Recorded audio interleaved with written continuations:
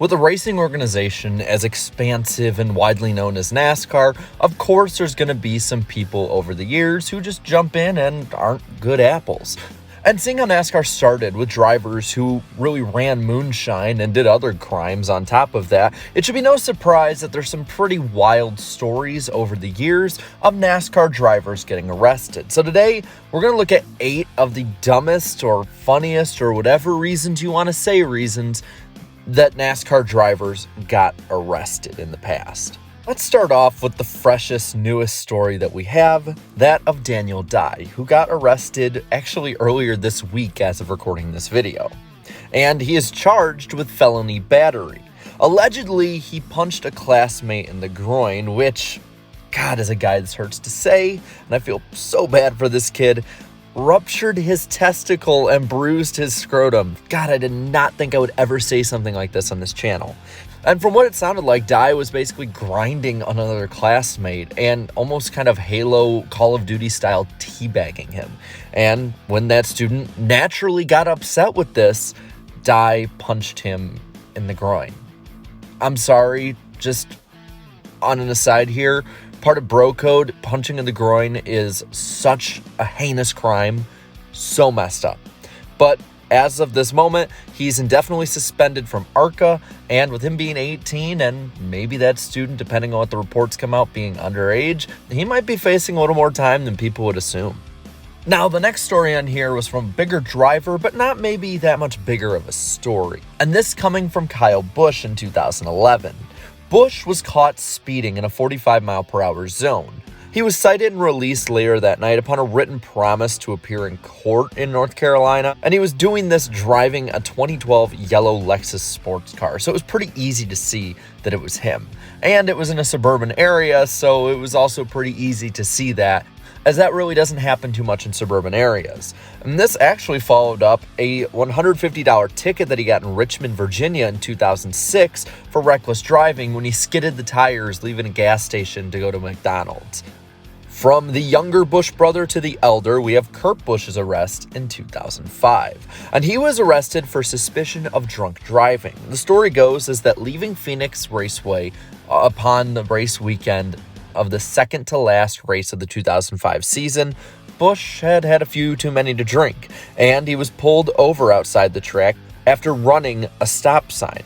He also was driving around 60 in a 45, so not as bad as his brother, at least in that regard. But as the story goes, he didn't cooperate with officers, and they had to struggle to pull him over and then get him to do anything that they wanted. And because of the embarrassment with this, on top of him already leaving Roush Racing later that year, he was suspended by Roush Racing for both Phoenix and Homestead and replaced by Kenny Wallace in the 97 car. So a pretty unceremonious way to end off his tenure right after the year before winning a championship with the team. In that 2004 season, you had another NASCAR arrest though, this of Mr. Excitement, Jimmy Spencer. See, Spencer was interfering with an arrest because it was for the warrant of his 18-year-old son, as he had been caught vandalizing other properties. The incident itself cost Jimmy Spencer the last 4 events of the 2004 NASCAR Next Cup Series season, as Morgan McClure Motorsports released him from the 4-car right as this happened. Though it didn't hit too many airwaves, though, as it happened the day after the Hendrick Plain disaster. But still, not a good look for Mr. Excitement.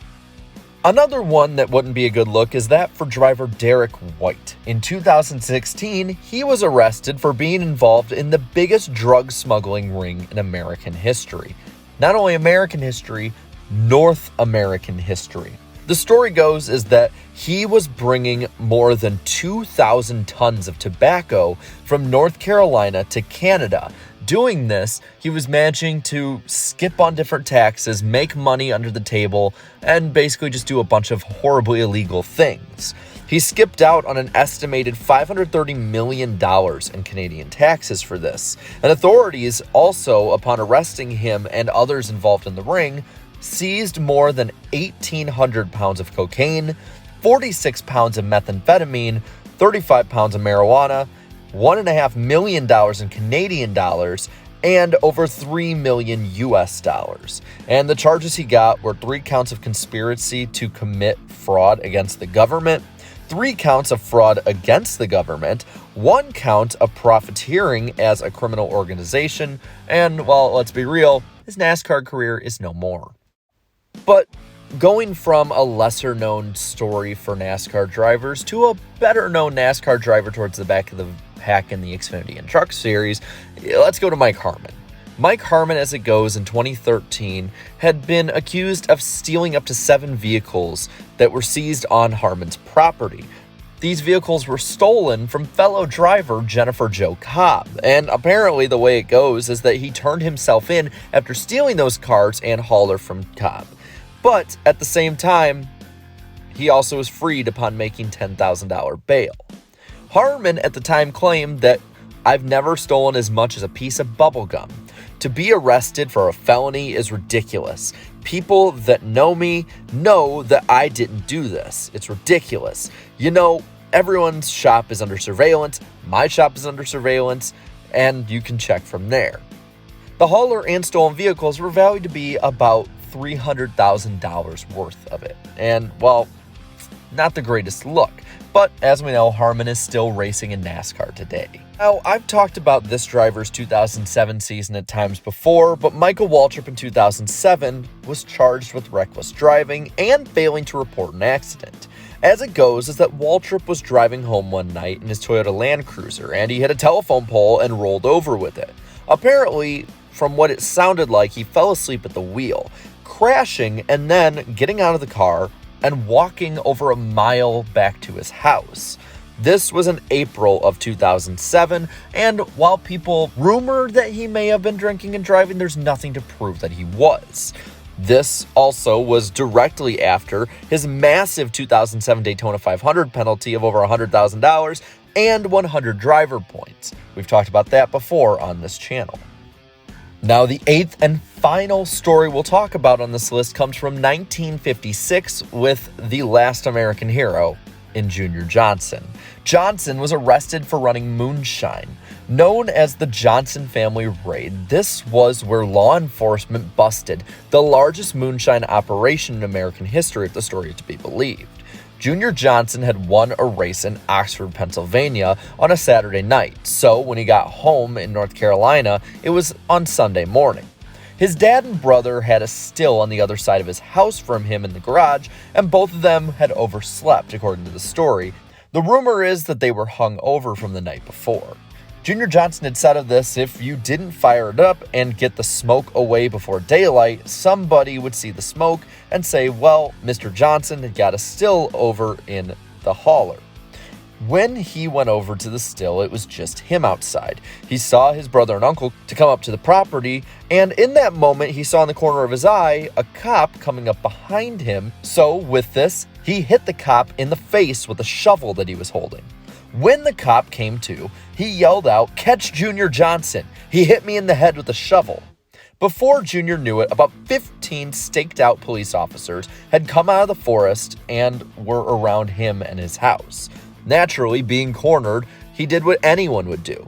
He ran for it, trying to reach an opening in his fence line. Though he overshot it while running, missed it, and instead fell right into the barbed wire fence that he also had on his property and got stuck in it. Of course, the cops finally caught up with him, and he was found to have had 800 gallons of Sugar Hand moonshine made in 2 days, with the ability to have made around 20,000 gallons, according to Johnson. He spent 11 months and 3 days in federal prison in Ohio, and after that, stuck to racing only, which really worked out as he got 50 career wins as a Cup Series driver, tying him with Ned Jarrett currently for 13th all time. As an owner, he was even better.